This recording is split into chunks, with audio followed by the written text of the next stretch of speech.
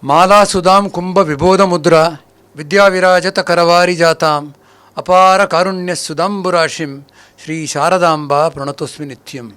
Seeking the benediction of Jagannmata Sharda Parameshwari, that repository of all that is culture, knowledge, tradition, wisdom, art, learning and fine art, I bow to her as I commence my address today. It gives me great pleasure to welcome you all to this pleasant function organized this evening to inaugurate yet another facility, a welcome addition to the bouquet of auditorium and other infrastructural facilities that are available in the Sabha to further the cause of fine arts and community health care. At a time when the world has drifted and moved far away and has shrunk in size and moved from reality to virtuality, massification to individual, into which comes WhatsApp or Instagram or YouTubes or all forms of digital media that have come, or from fixed to mobile, which is mobility, it naturally crosses our mind as to whether it is relevant to perpetuate, it is relevant whether to promote, perpetuate and develop auditoria, which has been the lifeline and brick, mortar and clay of institutions just about a decade before for long. Art, and there is no gainsay that art and fine art can be mastered only through the traditional wisdom and root of Guru Sishya Parampara, and technology can at best strengthen and support the learning process. Today, the learning and listening of music is supported and strengthened by webcasting, live streaming and Skyping. The power of the virtual media, the sweep and the influence of this media has taken native music far and wide, and yet there can be no greater pleasure than listening to a live performance. A performance where the performing artist reacts to the emotions of the audience, fine-tunes his own performance and meets the expectations and to the liking of the audience. It is but natural that we all go back to our roots. What was relevant day before yesterday, which had gone out of currency yesterday, revisits and comes back to us today. This is the world of fashion, the one that eclipses out of mind and thought, comes back as new fashion in the era to which we belong to. That is why we today throng the theatres and also continue to watch the television. But a decade before, we were only on to television and forgot going to the theatres for the movies. And I'm sure sooner or later, people will throng the cultural platforms and would experience what live music is all about. And that is the real reason why today yet another auditorium, smaller as it is seeing the light of the day. As I have said, there has been a growing decline in the number of audiences who are coming for performances.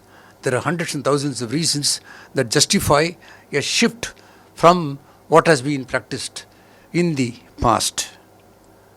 Lalgudi Jayaraman, that violin maestro, once said in the main auditorium of ours, when the curtain opens in this auditorium, the artist sees for himself a crowd of 3,000 people waiting to listen to his music.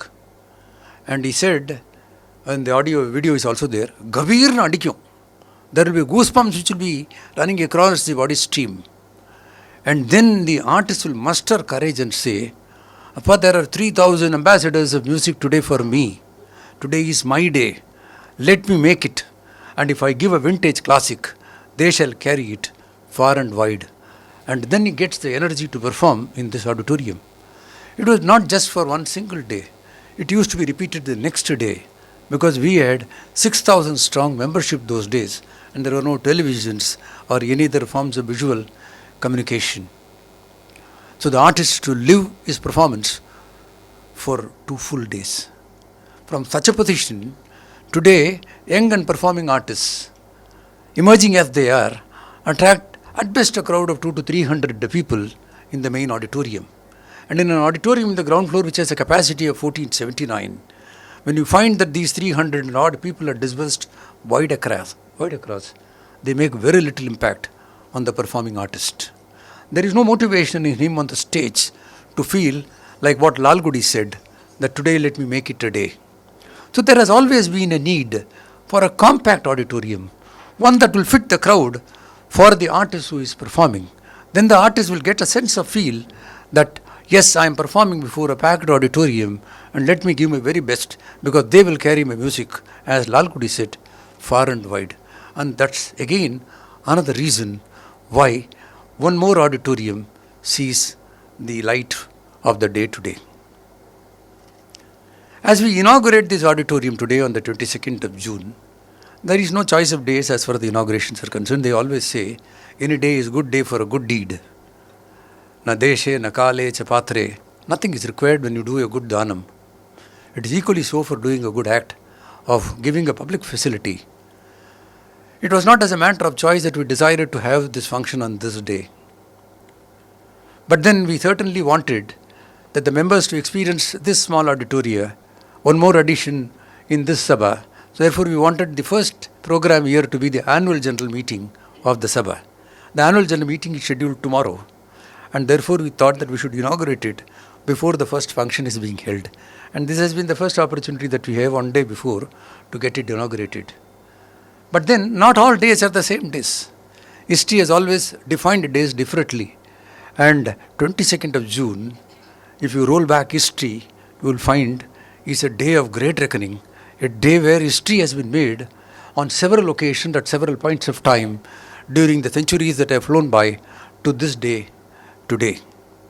The greatest thing to have happened on the 22nd of June has been that Galileo, that great scientist, that foremost scientist that the world had ever seen, when he said that the world orbits around the sun, the church could not take it. Vatican found it extremely blasphemous to believe that the earth is going round the sun. And then he had to recant his words on that day. But that day when he recanted his words under the pressure of Vatican, a new force was created of a scientific community which wanted to replace fiction with facts. When fiction got replaced with facts, then science evolved. And when science evolved, progress of humanity was guaranteed.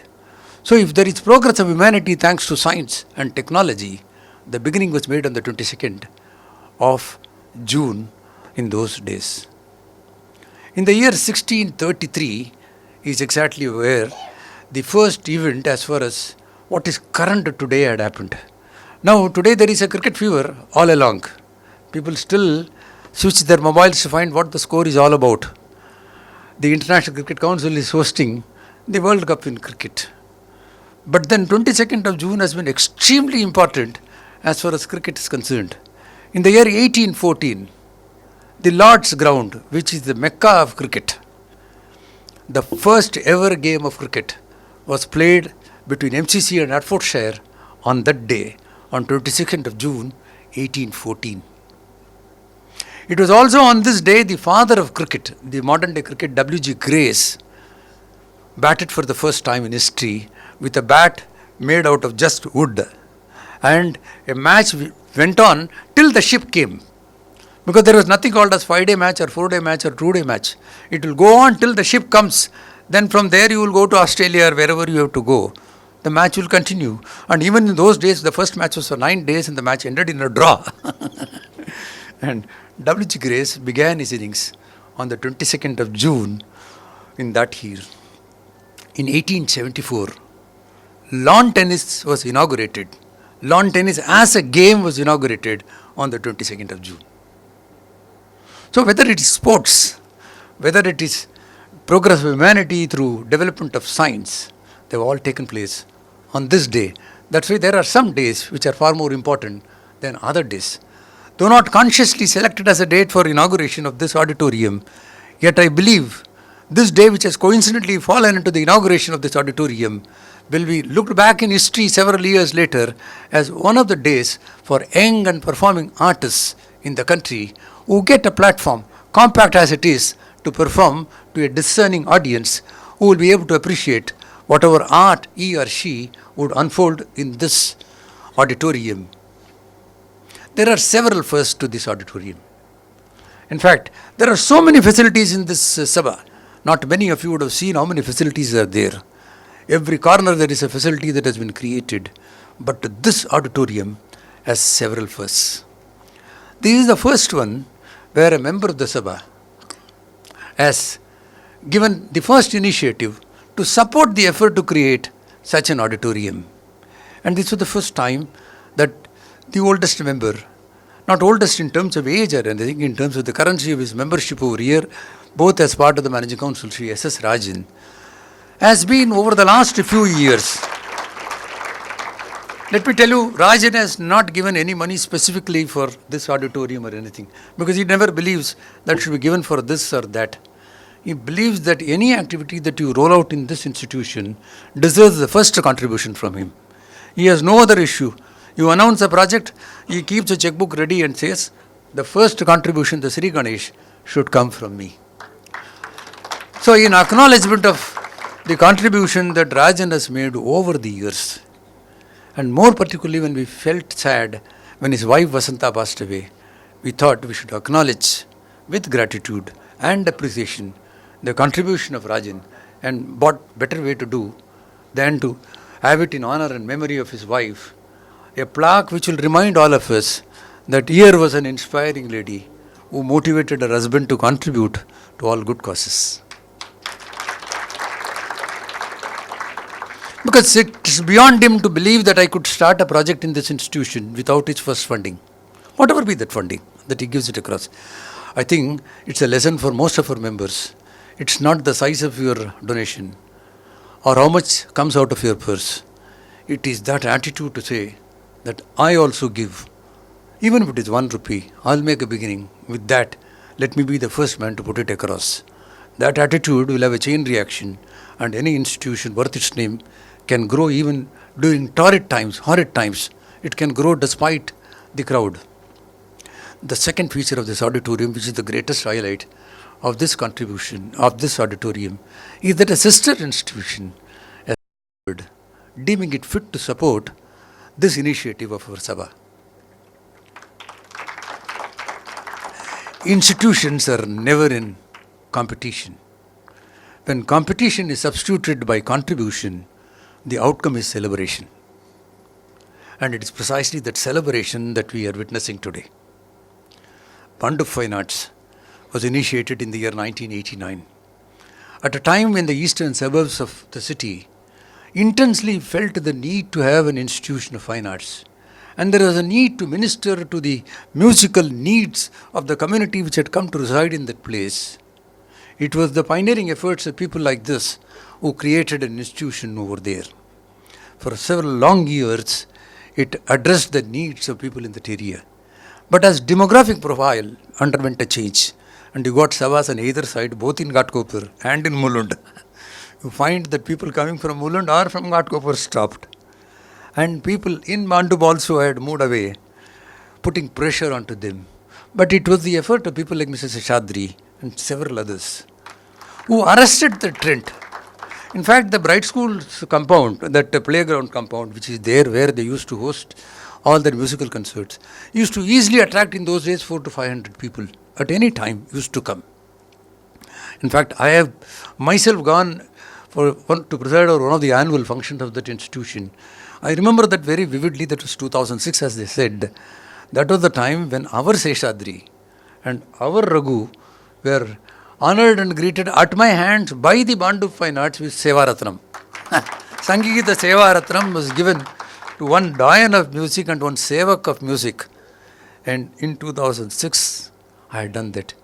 But with the geriatry gaining currency and with no youngsters coming forward to support and sustain this institution, the wisdom of the people managing the institution was such that they thought sooner or later we should call it a day as far as this institution is concerned.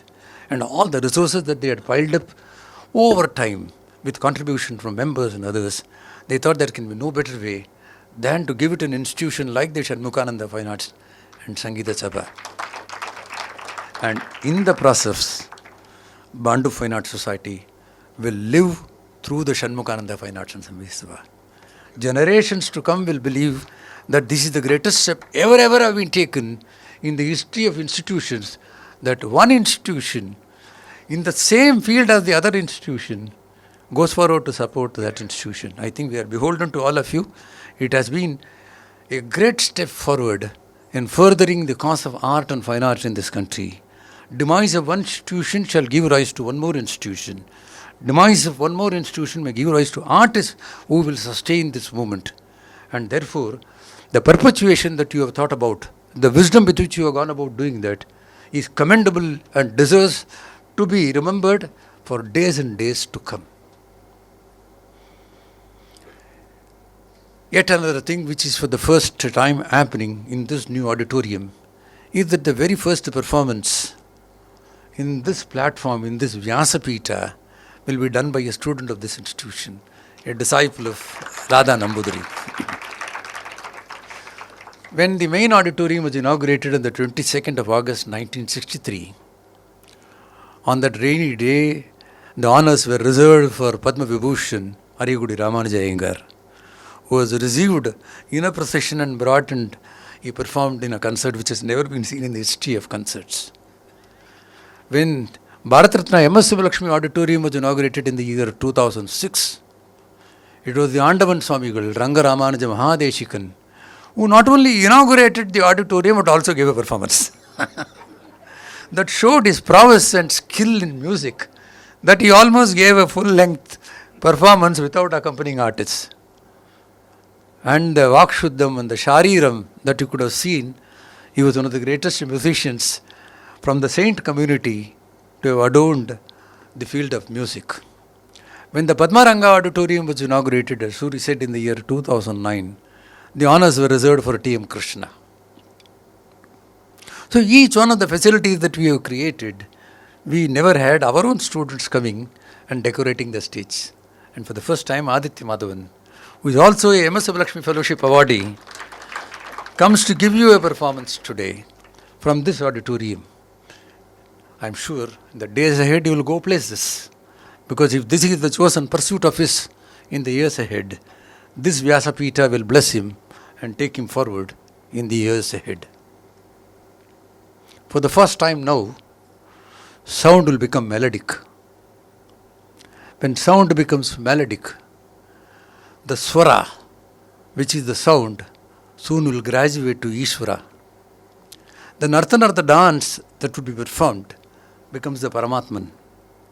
When swara to Ishvara and Nartan to Paramatman takes place, this stage will be no less divine than the stage in the ground floor, which bears the name of the Mahaswami of Kanchi. Countless number of young and promising musicians in the years ahead will come and perform over here.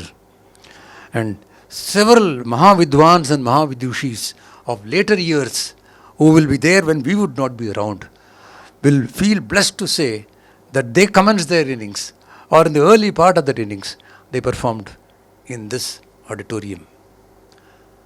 The action of today determines the destiny of tomorrow, said Swami Chimyanand once. The seed that we have put today of creating a very small but compact auditorium, mainly for Rasikas, who will enjoy music and who come for no other thing. The canteen will not attract them, nor the air conditioning will influence them. They have come for music. This will be one auditorium which will reverberate only with music, only for the lovers of music. And they will grow in strength over time and inspire musicians to come and perform over a year. The Isopanishad says, Isa Vasyam Idam Sarvam Yat Kanchanya Jagatyam Jagat. Whatever happens, wherever happens, is permeated by the same divine force. It is that divine force which has made this day possible. We are ever grateful to that divine force for the grace and the benediction that has showered onto this institution and the members of this institution to carry on this journey. As I come to the end of my address, may the Jagannatha Kamakoti Kamakshi shed her grace on all of us. May she enable us to lead a life of purpose and a sublime life. Thank you.